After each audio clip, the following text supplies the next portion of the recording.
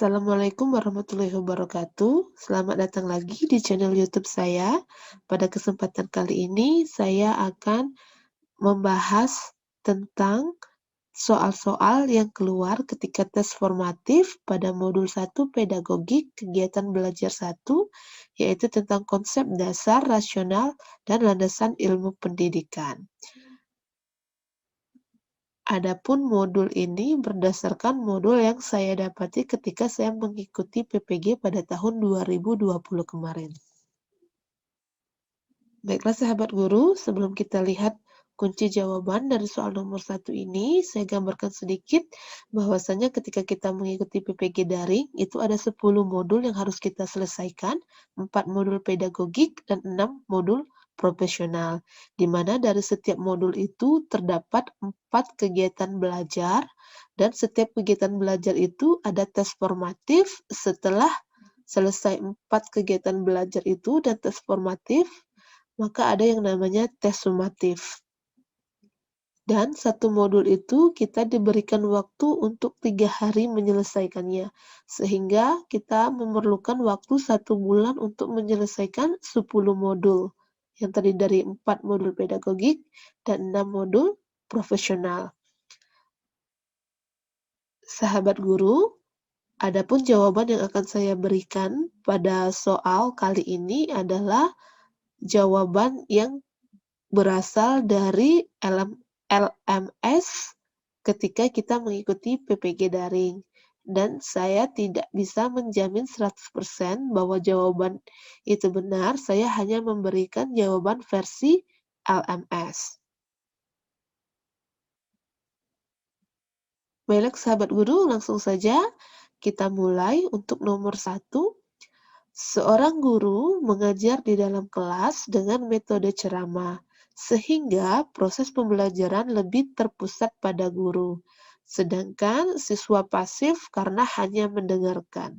Hal tersebut termasuk dalam proses pendidikan yang beraliran A. Behavioristik, B. Perennialisme, C. Humanisme, D. Esensialisme, E. Rekonstruksionisme. Jawaban yang tepat adalah A. Behavioristik. Kita lanjut ke soal nomor 2, namun sebelumnya yang belum subscribe, silakan subscribe agar tidak ketinggalan informasi dan update-updatean video saya selanjutnya tentang PPG. Soal nomor 2, tujuan pendidikan bangsa Indonesia yaitu pembentukan manusia yang ideal. Berikut ini implementasi sila kelima dalam pendidikan sebagai upaya pencapaian tujuan tersebut adalah A. Guru mengarahkan peserta didik untuk taat terhadap Tuhan Yang Maha Esa. B. Orang tua memberi contoh pada anak untuk tidak melakukan diskriminasi pada siapapun. C. Peserta didik diajarkan untuk mencintai dan mengkonsumsi produk dalam negeri. D. Pendidik mengikuti PPG untuk meningkatkan kreativitas dan profesionalitasnya. E. Sekolah melakukan program kegiatan bakti sosial dengan melibatkan peserta didiknya. Jawabannya adalah E. Sekolah melakukan program bakti sosial dengan melibatkan peserta didiknya. Next, soal nomor 3. Berikut ini contoh kegiatan yang tergolong ke dalam praktik pendidikan adalah A. Ibu Ani sedang membaca buku psikologi pendidikan. B. Ibu Heni dan Pak Didi sedang berdiskusi tentang pengertian pendidikan. C. Pak Andi sedang mengajarkan konsep bangun ruang kepada peserta. D. Pak Budi sedang mencari ide untuk memotivasi peserta didiknya agar giat belajar. E. Pak Hajar sedang mendownload file materi pendidikan Pancasila. Jawabannya adalah B. Ibu Heni dan Pak Didi sedang berdiskusi tentang pengertian pendidikan. Lanjut soal nomor 4. Sebagai humanisasi pendidikan, bukan berarti pembentukan manusia atau peserta didik oleh manusia lainnya atau pendidik, sebab asumsinya bahwa manusia atau peserta didik adalah A. Manusia yang merupakan makhluk otonom. B. Pribadi yang berkembang dan berakal. C. Makhluk sosial yang dapat mempengaruhi satu sama lain. D. Makhluk yang memiliki moral sehingga dapat membedakan baik dan buruk. E. Makhluk religius yang diciptakan oleh Tuhan. Jawabannya adalah A. Manusia merupakan makhluk otonom.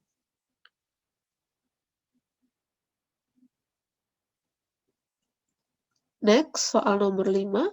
Seorang pendidik perlu memahami landasan pendidikan. Salah satu manfaat mempelajari landasan pendidikan bagi pendidik adalah A. Memahami berbagai karakteristik peserta didik sehingga memandang peserta didik sebagai pribadi yang unik. B. Menumbuhkan sikap berpikir kritis pendidik terhadap perkembangan peserta didik. C. Membantu pendidik dalam menentukan metode pembelajaran yang tepat digunakan dalam situasi tertentu di kelas. D. Meningkatkan perkembangan pola pikir dan pola kerja pendidik tentang bagaimana seharusnya melaksanakan praktek pendidikan. E. Memahami berbagai pasal-pasal dalam Undang-Undang Dasar dan peraturan yang berlaku di Indonesia terkait dengan pendidikan. Jawaban yang benar adalah D. Meningkatkan perkembangan pola pikir dan pola kerja pendidik tentang bagaimana seharusnya melaksanakan praktek pendidikan. Next, nomor 6. Berikut ini implikasi landasan historis dalam proses pendidikan di Indonesia adalah A. Guru melaksanakan perannya sesuai dengan semboyan Tut Wuri Handayani. B. Kurikulum pendidikan dikembangkan dengan memperhatikan psikologi perkembangan peserta didik. C. Pembentukan komite sekolah sebagai bentuk kerjasama antar sekolah dengan masyarakat. D. Guru mengajarkan mata pelajaran bermuatan lokal sesuai dengan daerah tempat mengajarnya. E. Terdapat program bantuan operasional sekolah untuk sekolah-sekolah negeri. Jawabannya tepat adalah B. Kurikulum di kelembagaan dengan memperhatikan perkembangan peserta didik. Next, soal nomor 7. Pengertian landasan dibagi dua, yaitu landasan fisik dan konseptual.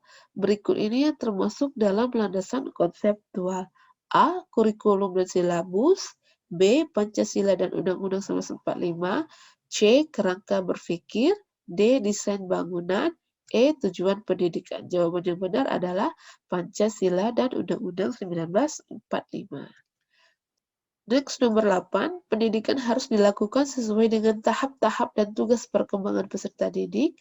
Oleh karenanya, pendidikan dilaksanakan dengan mengacu pada landasan A. Psikologi pendidikan, B. Sosiologi pendidikan, C. Religi pendidikan, D. Ekonomi pendidikan, E. Ilmu pengetahuan dan teknologi. Jawabannya adalah A. Psikologi pendidikan.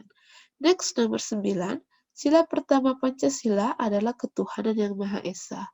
Oleh sebab itu, pendidikan hendaknya bertujuan agar peserta didik beriman dan bertakwa kepada Tuhan yang Maha Esa. Hal tersebut merupakan contoh A. Landasan yuridis, B. Landasan psikologis, C. Landasan religius, D. Landasan sosiologis, E. Landasan historis. Jawabannya adalah C. Landasan religius. Nomor 10. Salah satu tri pusat pendidikan bagi anak adalah keluarga. Orang tua yang dalam kesehariannya rajin melaksanakan ibadah sesuai dengan waktu yang ditentukan, pada hakikatnya menanamkan pada anak A. Hak dan kewajiban, B. Kejujuran dan toleransi, C. Gotong royong dan tanggung jawab, D. Kedisiplinan dan tanggung jawab, E. Kejujuran dan tanggung rasa. Jawabannya adalah E. Kedisiplinan dan tanggung jawab. Baiklah sahabat guru, demikianlah soal tes formatif 1 untuk modul pedagogika B1. Semoga bermanfaat, dan untuk tes formatif untuk KB2 akan saya videokan di video selanjutnya. Jangan lupa subscribe dan aktifkan lonceng notifikasinya. Terima kasih sudah menonton. Semoga bermanfaat. Assalamualaikum warahmatullahi wabarakatuh.